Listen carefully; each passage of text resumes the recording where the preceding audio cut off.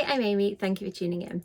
This is my April wrap-up video, and I think that in April I had the best reading month that I've had for probably the last 6 months.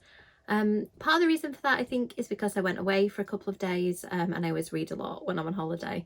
And also because it was old school April, I think it really made me think about what I was going to read and maybe read slightly outside my usual genres. Because I read 1 or 2 of the Host Trek books to try and tick off more of the reading prompts. And I found it really fun and it sort of reinvigorated my reading. So thank you so much, Kelsey and the other hosts who organised it.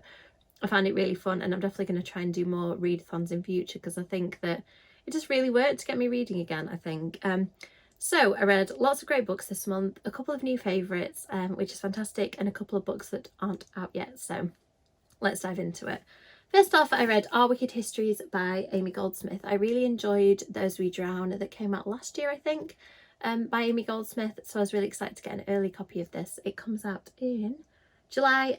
It's published by Ink Road, so thank you for sending me a proof copy of that.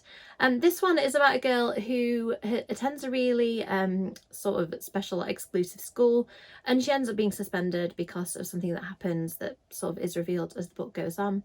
And to make amends, she goes away with this group of friends to stay in a remote kind of spooky gothic mansion owned by the families of one of the kids, or 2 of the kids I think. And then of course things start to go wrong. There are creepy local myths about the lake and about something that might live in it.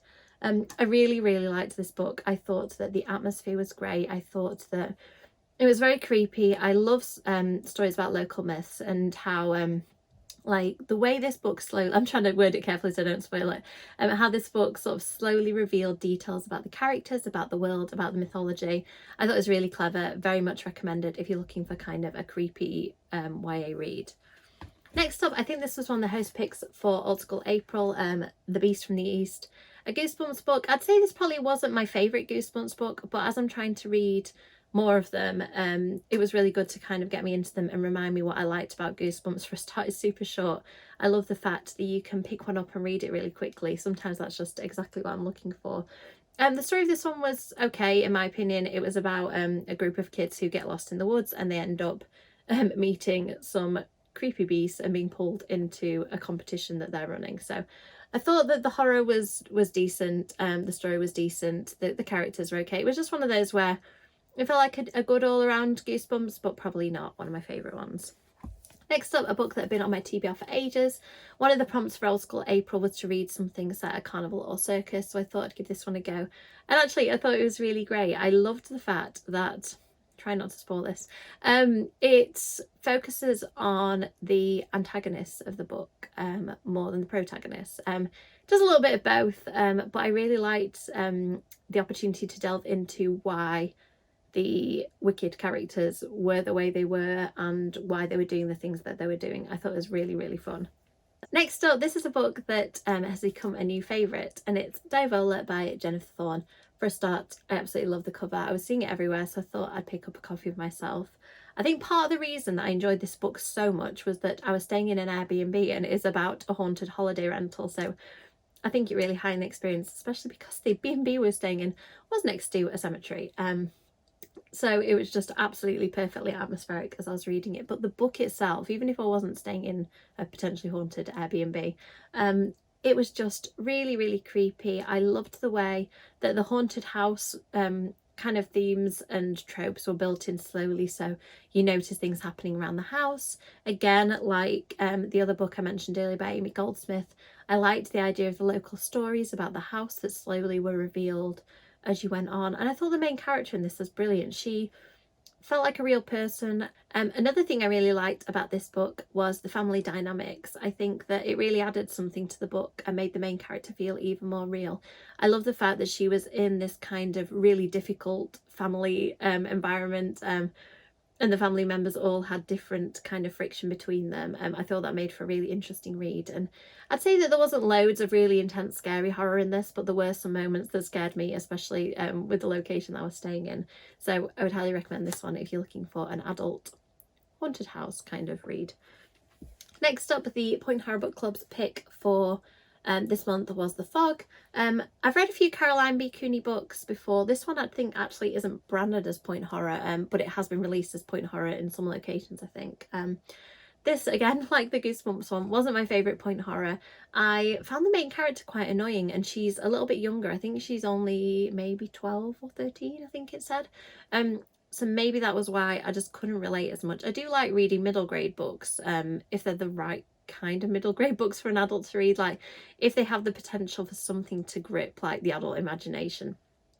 And this one didn't quite do it for me. I liked the idea that so the kids are from an island and they go to the mainland and they find it quite a difficult adjustment, some of them.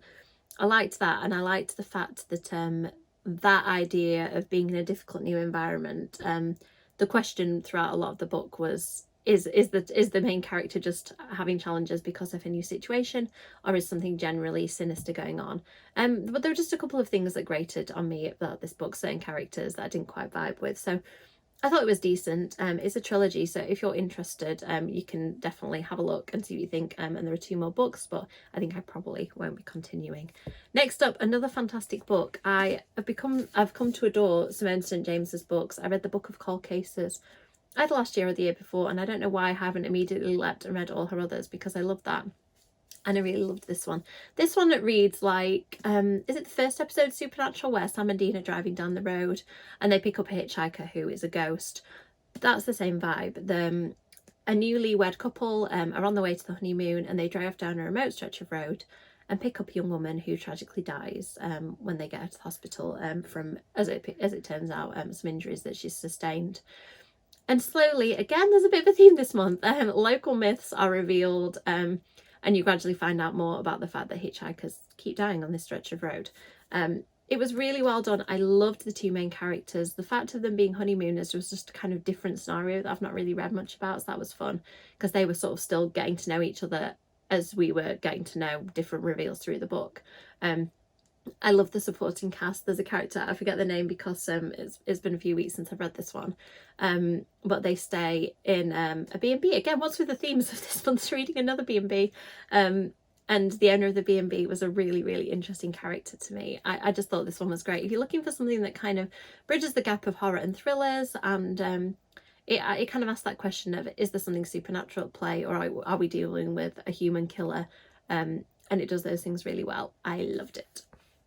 Next up, a book that I pre-ordered and then proceeded not to read because I don't know what it was. A few of the reviews of this book online just made me not sure about whether I was going to like it. A couple of people even said to me, I don't think you're going to like this book.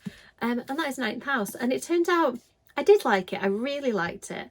I think the reason people said that I wouldn't is that the romance is a very small part. And I think people who know me well know that I crave like a really good romance as part of a book like this. So in case you don't know, you're one of the few people like me who haven't read it. It's dark academia, and I think things like that can be quite dark and intense, I quite like a bit of romance or humour to kind of lighten the mood.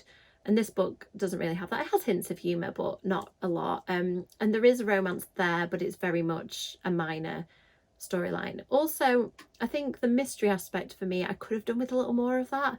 And it does kind of lean into horror at some points. And obviously, I always want more horror, more mystery.